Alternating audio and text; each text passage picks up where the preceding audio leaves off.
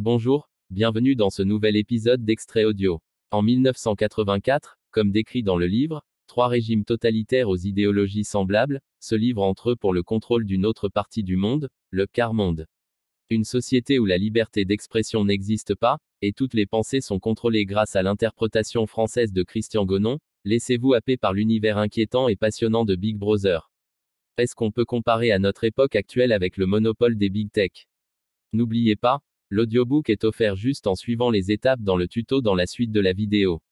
Comme d'habitude, écoutons d'abord un petit extrait. Il captait tous les sons émis par Winston au-dessus d'un chuchotement très bas. De plus, tant que Winston demeurait dans le champ de vision de la plaque de métal, il pouvait être vu aussi bien qu'entendu. Naturellement, il n'y avait pas moyen de savoir si, à un moment donné, on était surveillé. Combien de fois et suivant quel plan, la police de la pensée se branchait-elle sur une ligne individuelle quelconque? Personne ne pouvait le savoir.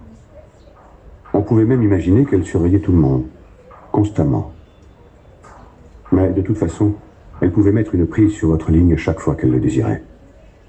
On devait vivre, on vivait, car l'habitude devient instinct, en admettant que tout son émis était entendu et que, sauf dans l'obscurité, tout mouvement était perçu. Winston restait le dos tourné au télécran. Bien qu'un dos, il le savait, pût être révélateur, c'était plus prudent. À 1 kilomètre, le ministère de la Vérité, où il travaillait, s'élevait vaste et blanc au-dessus du paysage sinistre. Voilà Londres, pensa-t-il avec une sorte de vague dégoût. Londres, capitale de la première région aérienne, la troisième, par le chiffre de sa population, des provinces de l'Océania. Il essaya d'extraire de sa mémoire quelques souvenirs d'enfance qui lui indiqueraient si Londres avait toujours été tout à fait comme il la voyait. Et y avait-il toujours eu ces perspectives de maisons du XIXe siècle en ruine, ces murs étayés par des poutres, ce carton aux fenêtres pour remplacer les vitres, ces toits plâtrés de tôle ondulée, ces clôtures de jardins délabrées et penchées dans tous les sens? Y avait-il eu toujours ces emplacements bombardés où la poussière de plâtre tourbillonnait, où l'épilogue grimpait sur des monceaux de décombres, et ces endroits où les bombes avaient dégagé un espace plus large, et où avaient jailli de sordides colonies d'habitacles en bois semblables à des cabanes à lapins? Mais c'était inutile. Winston n'arrivait pas à se souvenir. Rien ne lui restait de son enfance, hors une série de tableaux brillamment éclairés, sans arrière-plan, et absolument inintelligibles. Le ministère de la Vérité, Mini-Vert, en novlangue, frappait par sa différence avec les objets environnants.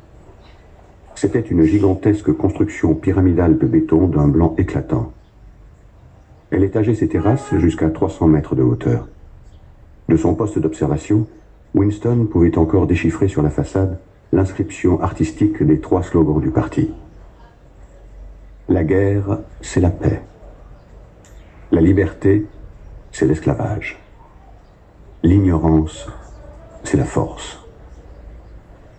Le ministère de la Vérité comprenait, disait-on, 3000 pièces au-dessus du niveau du sol, et des ramifications souterraines correspondantes.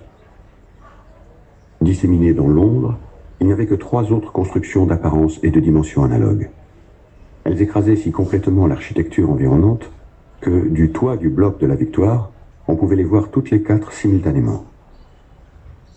C'étaient les locaux des 4 ministères entre lesquels se partageait la totalité de l'appareil gouvernemental. Le ministère de la Vérité qui s'occupait des divertissements, de l'information, de l'éducation et des beaux-arts. Le ministère de la Paix qui s'occupait de la guerre. Le ministère de l'Amour qui veillait au respect de la loi et de l'ordre. Le ministère de l'Abondance qui était responsable des affaires économiques.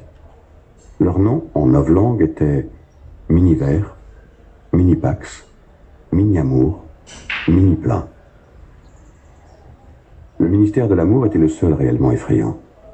Il n'avait aucune fenêtre. Winston n'y était jamais entré et ne s'en était même jamais trouvé à moins d'1 kilomètre. C'était un endroit où il était impossible de pénétrer, sauf pour affaires officielles, et on n'y arrivait qu'à travers un labyrinthe de barbelés enchevêtrés, de portes d'acier, de nids de mitrailleuses dissimulées. Même les rues qui menaient aux barrières extérieures étaient parcourues par des gardes en uniforme noir, à face de gorille, armé de matraques articulées. Winston fit brusquement demi-tour.